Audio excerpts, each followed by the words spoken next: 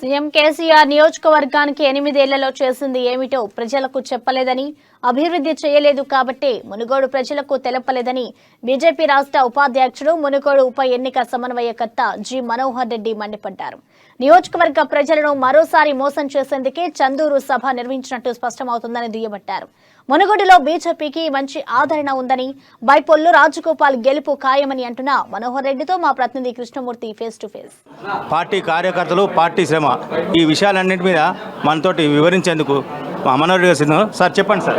Party పరిస్థితి, ప్రచారం. మునుగోడు ఉప ఎన్నికలలో భారతీయ జనతా పార్టీ గెలవాలనేటటువంటి ఏకైక లక్ష్యంతో బీజేపీ ఈ తెలంగాణ రాష్ట్రంలో ఉన్నటువంటి వివిధ స్థాయిలో ఉన్నటువంటి నాయకులందరూ కూడా తమ యొక్క అమూల్యమైనటువంటి సమయాన్ని వెచ్చించి ఈ నియోజకవర్గంలో ఉండి చాలా చక్కగా ప్రచారాన్ని నిర్వహిస్తున్నాము. మాకు మంచి స్పందన లభిస్తున్నది. ప్రజల్లోకి వెళ్తే భారతీయ జనతా పార్టీకి, ముఖ్యంగా మా అభ్యర్థి రాజగోపాల్ రెడ్డి గారికి అవకాశం ఇవ్వాలనేది ప్రజల నుంచి మంచి స్పందన ఉన్నది. ఎందుకంటే గతంలో శాసనసభ్యులుగా ఉన్నారు, గతంలో శాసన మండలి సభ్యులుగా ఉన్నారు, పార్లమెంటు సభ్యులుగా ఉండి ఈ ప్రాంత ప్రజలకు ఉన్నటువంటి ఇబ్బందులు తీర్చడంలో మరి సేవాభావాన్ని కనబరిచినటువంటి వ్యక్తి రాజగోపాల్ రెడ్డి గారు. నిలబడినటువంటి 3 వ్యక్తులలో రాజగోపాల్ రెడ్డి గారికే ప్రజలు చాలామంది మొగ్గు చూపుతున్నారు. అదేవిధంగా భారతీయ జనతా పార్టీ నరేంద్ర మోడీ గారి నాయకత్వాన ఈరోజు గ్రామాలకు కేంద్రం నుంచి ఇతోధికంగా నిధులు వస్తున్నాయి. ఆ నిధులను దారి మళ్లించి రాష్ట్ర ప్రభుత్వము తమ యొక్క స్వార్థం కోసం ఉపయోగించుకుంటున్నప్పటికీ ప్రజలందరికీ కూడా ఈరోజు అందరికీ కూడా తెలిసింది. ఈరోజు గ్రామ పంచాయతీలకు నిధులు కేంద్రం నుంచి వస్తున్నాయి.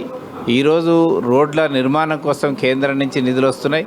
అదేవిధంగా రైతులకు కిసాన్ సమ్మాన్ నిధి కింద నిధులు వస్తున్నాయి. పేదవాళ్లకు కేంద్రం ఇచ్చినటువంటి ఇళ్ల నిర్మాణం కోసం ఇచ్చినటువంటి నిధులు కూడా దారి మలుతున్నాయి. రాష్ట్రము డబుల్ బెడ్రూమ్లు ఇస్తానని చెప్పి వాటిని ఇవ్వకపోగా కేంద్రం ఇచ్చినటువంటి నిధులను కూడా వినియోగించుకునేటటువంటి అవకాశం కల్పించలేదు. కాబట్టి వీటన్నిటి దృష్ట్యా ఒక రకంగా అభ్యర్థి మెరుగైనటువంటి అభ్యర్థి, పార్టీ విషయంలో కూడా టీఆర్ఎస్ పార్టీ పట్ల ఈరోజు ప్రజలలో తీవ్రమైనటువంటి వ్యతిరేకత ఉన్నది. 8.5 సంవత్సరాలుగా మరి ప్రాంతానికి, ప్రజలకు అనేక విధాలుగా మోసం చేసింది. కాబట్టి ఈ విధంగా పార్టీ పరంగా, అభ్యర్థి పరంగా మేము మొదటి స్థానంలో ఉన్నాం. మరి భారీ మెజార్టీతోని ఈ ఎన్నికలలో గెలవబోతున్నాము. సార్, ముఖ్యమంత్రి కేసీఆర్ గారు ఈరోజు చండూరు సభలో మాట్లాడుతూ బీజేపీకి ఓటు అడిగే హక్కు లేదు, ప్రజలకేం చేయలేదు, ధరలు పెంచింది, కావాలని నియంత్రిత ధోరణితో వ్యవహరిస్తుంది, ప్రధానమంత్రి కూడా ఫాసిస్ట్ విధానం వ్యవహరిస్తున్నారని చెప్పేసి తీవ్రమైన ఆరోపణ చేశారు. దీని మీద మీరేమంటారు?